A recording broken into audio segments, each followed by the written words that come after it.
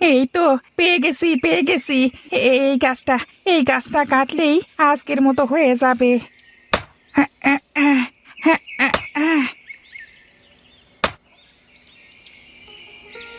ওহ, কি শক্ত কাঠ মাইরি। আজকে মনে হচ্ছে বেশ ভালো দামে এই কাঠগুলো বিক্রি করতে পারবো।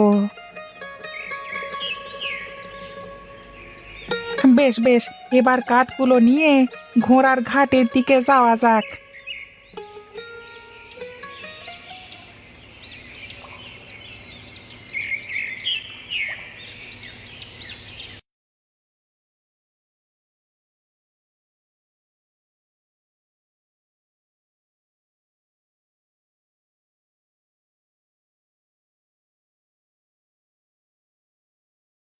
কেন রে, আজ কি কাঠের দাম চড়া নাকি? না না, তেমন কিছুই না, সব আগের মতোই। হ্যাঁ, কিন্তু আজ তো তুমি বেশ দামি কাঠ এনেছো বলে মনে হচ্ছে। হ্যাঁ হ্যাঁ, অনেক গহীন বনে গিয়েছিলাম। ওখানে সব ভালো ভালো গাছের কাঠ আছে। বেশ তো। তাহলে আবার যাওয়ার সময় আমাকে সাথে নিয়ে যেও দাদা। বলা তো যায় না, জন্তু জানোয়ারের কথা। বনের অত গহীনে একা একা যাওয়া ঠিক না। হ্যাঁ, ঠিক আছে, পরের বার তোকে নিয়েই যাব।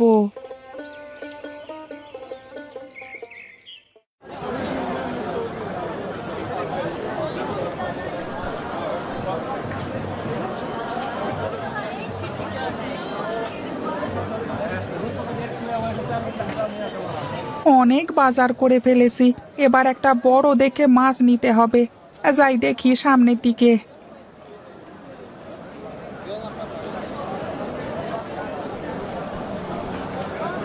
আজকে গিন্নি বড্ড খুশি হয়ে যাবে। হ্যাঁ, যাই, তাড়াতাড়ি বাড়িতে যাই।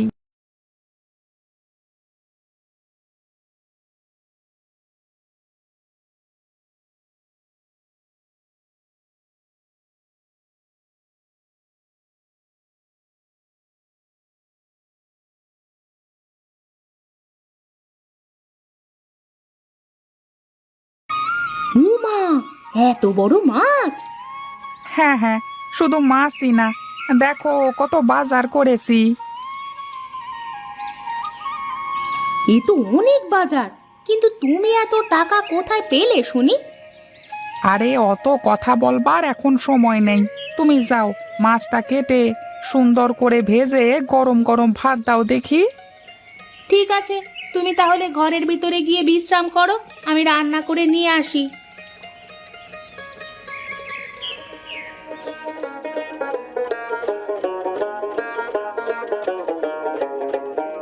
ওগো, বললে না তো এতগুলো টাকা তুমি কোথায় পেলে?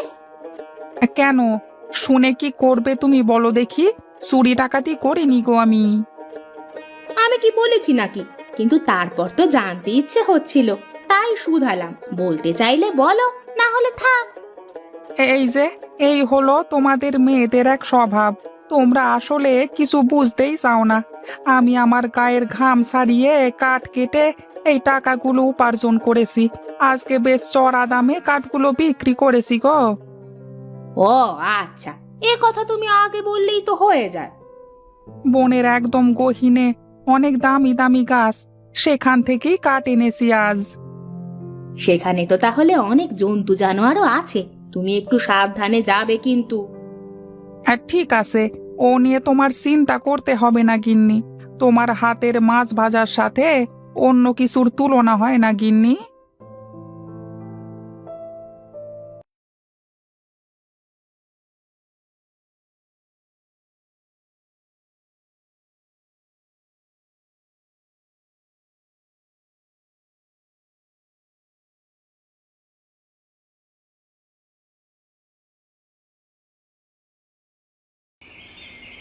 আপনার কি খুব লেগেছে? ব্যথা পেয়েছেন নাকি? ব্যথা একটু পেয়েছি বটে, কিন্তু তুমি এই গহীন বনে কি করো? আমি বনের ওই পাশে থাকি, পানি নেওয়ার জন্য এসেছিলাম। কে কে থাকো তোমরা?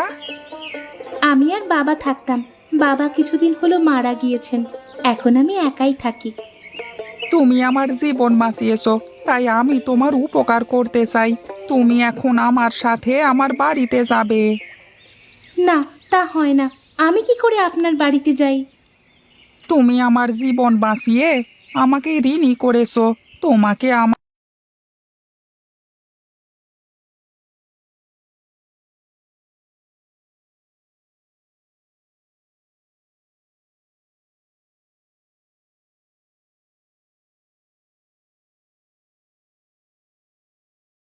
এ কি? ওগো, তোমার সাথে কে? বউ, এখন থেকে তোমরা দুজনে একসাথে থাকবে। কিন্তু কেন? আমি তো কিছুই বুঝতে পারছি না। এই মেয়ে, কে তুমি? আমি বলছি, আমি ওকে বিয়ে করেছি। এখন থেকে আমরা তিনজন একসাথে থাকবো এ বাড়িতে। এ আমি কি শুনছি? ওগো, তোমার মাথা ঠিক আছে তো? আমার মাথা ঠিকই আছে। তুমি একটু মাথা ঠান্ডা করো। চলো, আমরা ঘরে গিয়ে বসে কথা কই।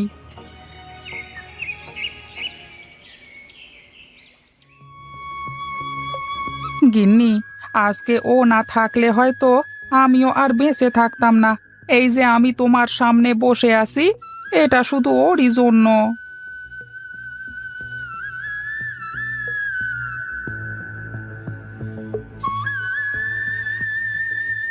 এই সার কুলে ওর কেউ নেই।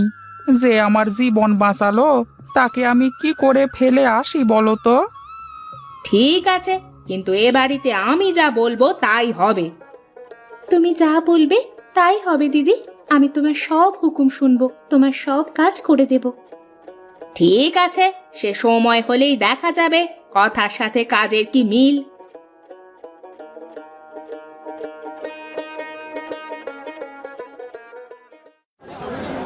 হ্যাঁ, কি দাদা, শুনলাম ঘরে নাকি নতুন বৌদি আনলে।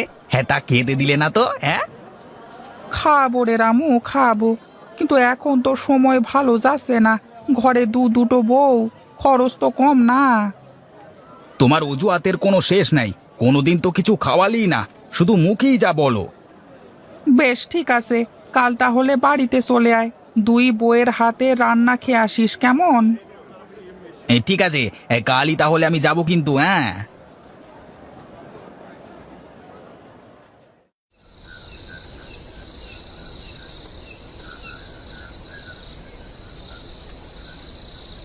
কি গো, তুমি বাইরে কি করছো?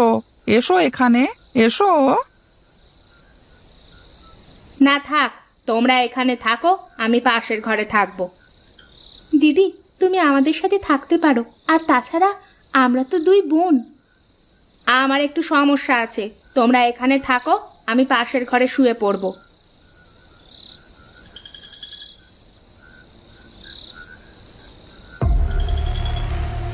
না, এভাবে আর হবে না।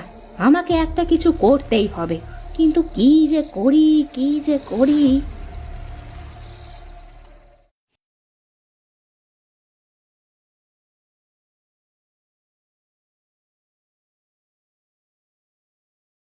বল, কি চাস তুই? কেন এসেছিস আমার কাছে? বুড়িমা, আমার স্বামী আরেকটা বিয়ে করে ঘরে সতীন এনেছে, কিন্তু আমি ওর সাথে এক বাড়িতে থাকতে পারবো না। এখন তুই ওকে ওই বাড়ি থেকে তাড়াতে চাস, তাই তো? হ্যাঁ বুড়িমা, কিন্তু কিভাবে যে কি করব কিছুই বুঝতে পারছি না।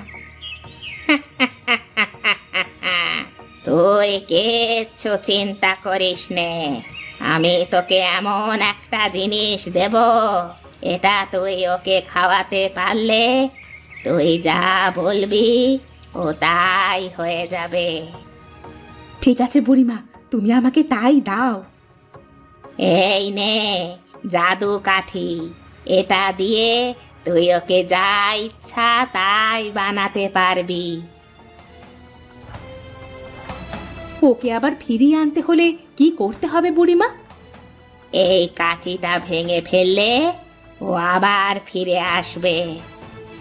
ঠিক আছে বুড়িমা, এবার তাহলে আমি যাই।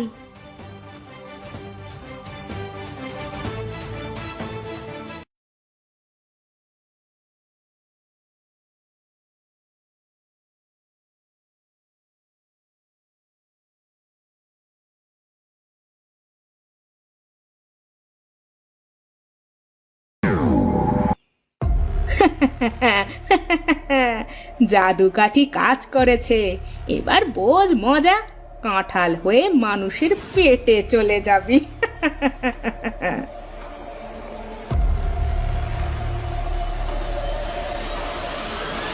আজ আসুক উনি বাড়িতে, তোকে ঘোড়া হাটে বিক্রি করিয়ে ছাড়বো।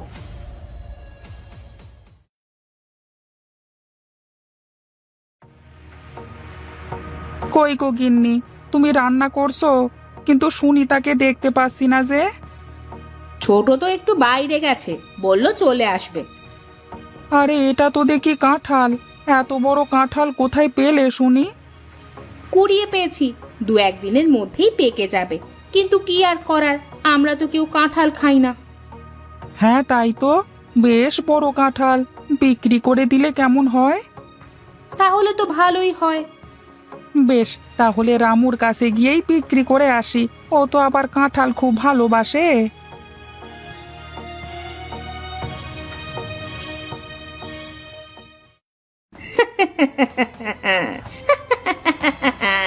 এবার বুঝবি মজা।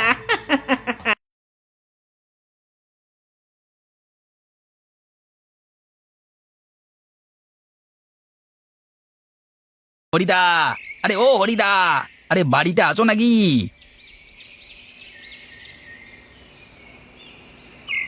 কি রে রামু, কি হয়েছে কি? এত জোরে জোরে ডাকছিস কেন? দাদা, বেশ কয়েকদিন তো হলো, কাঁঠালটা তো পাকবার কোনো নামগন্ধ নেই গো। আমার মনে হয় কাঁঠালটা পাকবে না আর। তা আবার হয় নাকি রে? তাহলে কি করা যায় বলো তো দেখি। আমরা এটা কেটে দেখি কি হলো ভেতরে।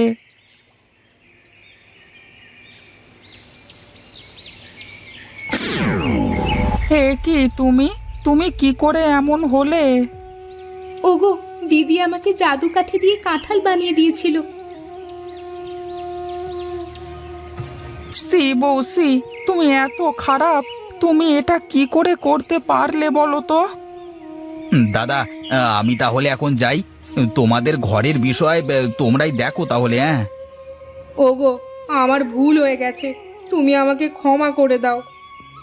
আমার কাছে ক্ষমা চেয়ে কি হবে?